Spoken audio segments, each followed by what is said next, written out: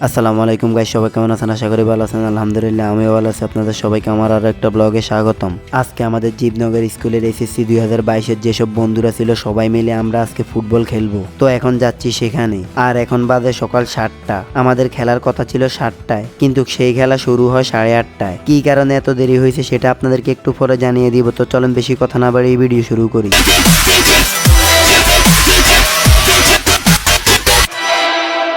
তো আমি হাঁটতে হাঁটতে বাজারের দিকে রওনা হয়ে গেলাম। আপনাদের সাথে দেখা হবে বাজারে যাওয়ার পর।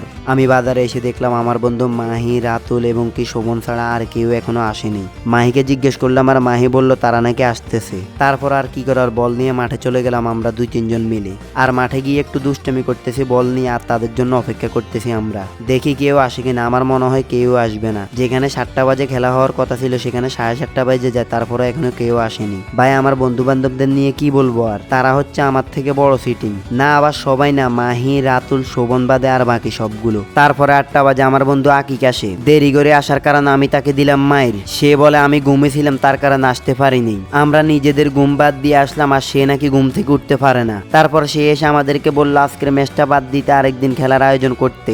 আজকে কেউ আসেনি, যার কারণে এই কথা বলে সে সবাইকে নিয়ে চলে যাইতেছে।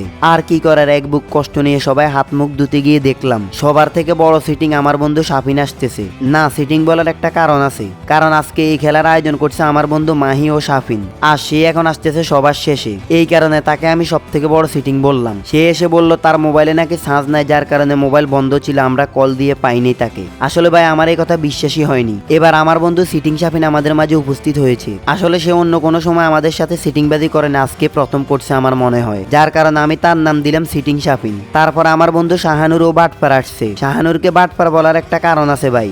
সে 1 ঘন্টা আগে বলছিল আমাদেরকে বাড়ি থেকে বের হয়েছে, আর এখন সে আমাদের মাঝে এসে উপস্থিত হয়েছে। যেহেতু সবাই আসছে, যার কারণে একটা ম্যাচ খেলেই গেলাম আজকে বন্ধুদের সাথে। আর এই দিনটা সবাই স্মৃতি হিসাবে মনে রাখবে। যেহেতু আমরা অল্প কয়েকজন, তাই আমরা নিজেরা ভাগ করেই খেলবো আজকে। তো এখন ভাগ করা শেষ।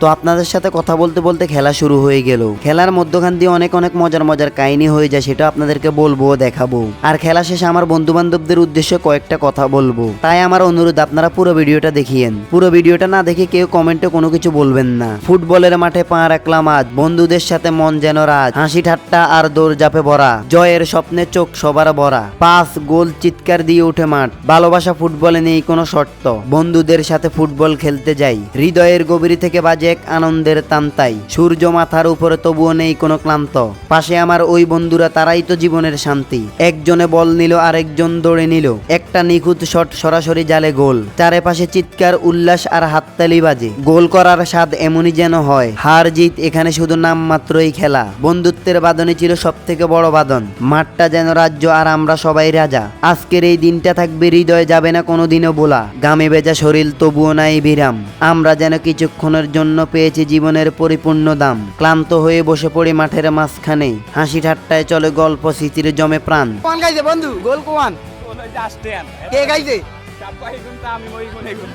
এ তামিম আর এ শাফিন সাথে কয় তো কস দিন, আবার শরম লাগে না? তাবড়া তাবড়া তাবড়া তাবড়া তাবড়া। তো অবশেষে খেলা শেষ। আজকের ম্যাচটা আমরা 7 গোল দিই, তারা 5 গোল দেয়। এবার সবাই হাত মুখ ধুয়ে যে যার মতো করে বাড়ি চলে যাবে। আমি যে খেলার শুরুতে আমার বন্ধু বান্ধব অনেকেরই সিটিং ও বাটপার বললাম, আসলে এটা আমি মজা করে বলছি, সরি বন্ধু, তোরা কিছু মনে করিস না। আসলে ভাই আল্লাহ মনে হয় আমার বন্ধুদেরকে সিটিং বানিয়ে আর কোনো সিটিং তৈরি করেনি। আর না হলে 7টায় যে ম্যাচটা অনুষ্ঠিত হওয়ার কথা ছিল সেটা কেন 8:30টায় হলো। তো সবার বন্ধু বান্ধব একই রকম, আর কিছু বললাম না বন্ধু বান্ধবদের নিয়ে। তো আমিও চলে যাইতেছি এখন বাড়ির দিকে। তো আজকের ব্লগটা এই পর্যন্ত। যদি ব্লগটা ভালো লাগে তাহলে ফটাফট লাইক কমেন্ট শেয়ার করে দিবেন। আপনার সাথে দেখা হবে আর একটা নতুন ব্লগ নিয়ে। ততক্ষণে ভালো থাকবেন, সুস্থ থাকবেন। আল্লাহ হাফেজ।